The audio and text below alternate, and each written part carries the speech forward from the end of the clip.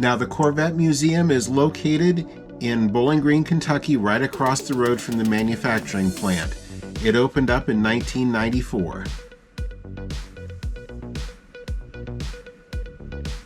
As you go in the main entrance, you're greeted by the delivery road. These are all brand new 2022 Corvettes that are sold, and their owners are there that day going through the pre-delivery inspection of the vehicles and taking home their Corvettes. They actually get to drive them out of the museum. And boy, are they beautiful. Oh, they are.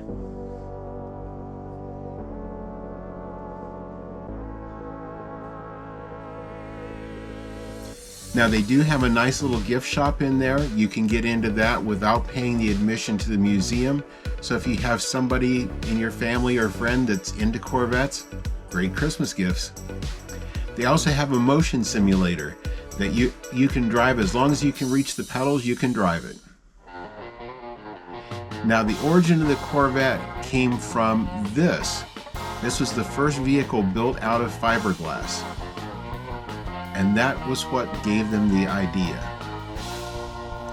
There were great European sports cars after World War II, like this MGTC, and American ones like the Crosley Super Sport, but they were very, very different. Along came Harley Earl with a great idea. This is actually chassis number 3 that was ever built for the 1953 Corvette. And that's what the car actually looked like, all put together.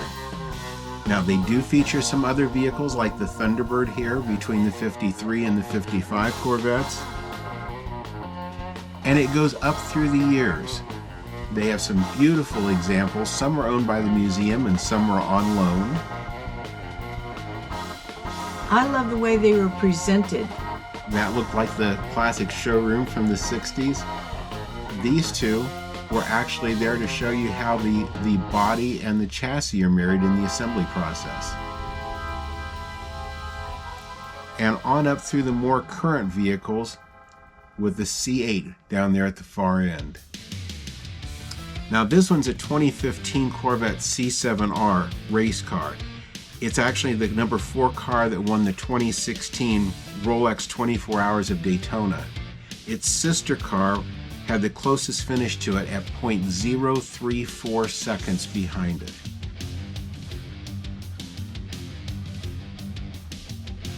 This is a very special car. This is the number 3 car of the C5R, and it was raced by Dale Earnhardt and his son Dale Earnhardt Jr. just 2 weeks before Dale was killed in his crash.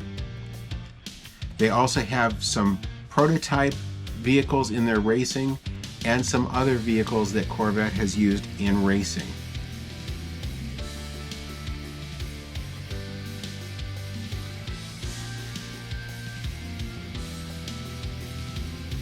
Now, most of these are vehicles that may have seen the light of day in a race.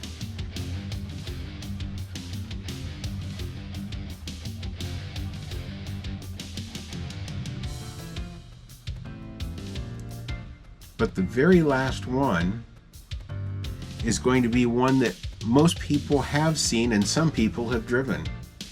It's actually the car that the Gran Turismo race car was based on from the video game.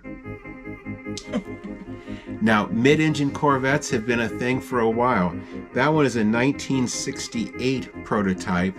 This one was a 2-rotor Corvette that never made it past the concept stage.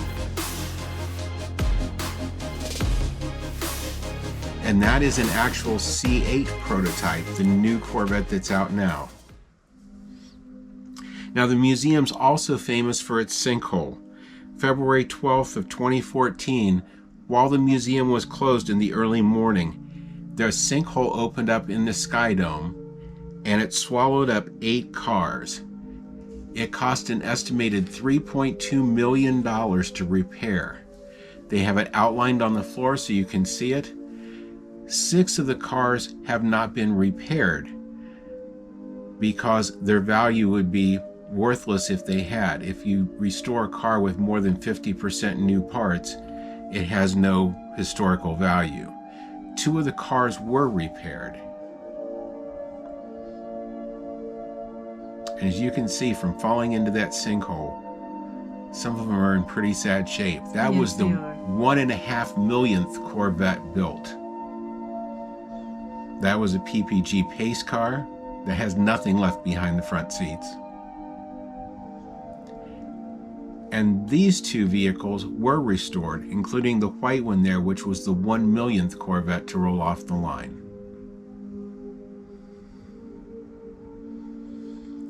Now the Skydome also still has current collectible cars, like a couple of official pace cars. This one was Zora Arkus-Duntov, the father of the Corvette, his personal car, and a painting there of him with the car at his estate. That's pretty futuristic, and that was a 1968 Astrovet.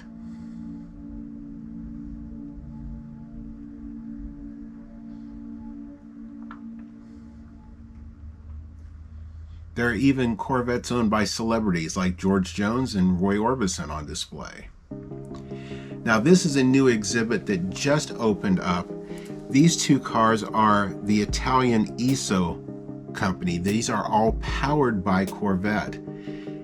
This one is a 1966 Excalibur, a 1969 Di Tommaso, a 1967 and 65 Bizzarini from Italy, 1958 Scarab. This is called a 1965 Impala Imposter, which is actually built on a 2009 Corvette by Foos Design. This is the Malibu Boats Corvette boat. Notice the wheels are off of a C4 Corvette and is powered by a Corvette racing engine. This display just opened Memorial Day of 2021, so it's a brand new display. There's also a 1977 Avante. All of these have Corvette engines. And a 2009 Mosler Photon, one of only 14 ever produced. Cathy, what you think? I thought it was pretty great. It's pretty amazing. It is. You see the concepts that you got to see in the magazines years ago, and the ones that fall down into the caverns, which breaks my heart. But we hope you've enjoyed it as much as we have. If you haven't already subscribed to our channel, please do so. And if you enjoyed the video, give us a thumbs up. We really do appreciate it.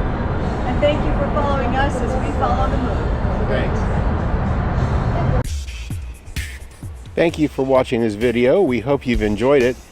Please be sure to subscribe to our channel and be sure to ring the notification bell so you'll know when we have new videos listed.